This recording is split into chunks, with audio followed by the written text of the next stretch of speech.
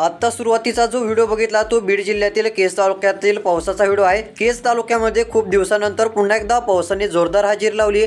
जुलैच्या शेवटच्या दिवसांमध्ये चांगला पाऊस झालेला होता। 25, 26, 27 जुलै रोजी देखील मुसळधार पाऊस झालेला होता। त्यातली त्यात पुन्हा एकदा जोरदार पावसाने सकाळपासूनच आता सुरुवात केलेली आहे। त्यामुळे सध्या स्थितीला काही भागामध्ये शेतामध्ये पाणी साचेपर्यंत पाऊस झालेला आहे। तर शेतकरी मित्रांनो, आता काही जिल्ह्यामध्ये विजांच्या कडकडाटासह पाऊस वाढण्याचा देखील अंदाज आहे। सर्व काही तुम्हाला थोडक्यात माहिती सांगणार आहे व बीड जिल्ह्यातील पावसाचा व्हिडिओ अजून पुढे बघायला मिळेल। काही ठिकाणी तुफान पावसाने जोरदार हजेरी लावण्यास सध्या सुरुवात केलेली आहे। सध्या स्थितीला तुम्ही हे छायाचित्र बघू शकता, यामध्ये जोरदार पावसाचे वातावरण दिसत आहे। अजून देखील काही भागात सध्या तुफान पाऊस सुरू आहे। धाराशिव जिल्ह्यात पुढे पाऊस वाढण्याचा देखील अंदाज आहे।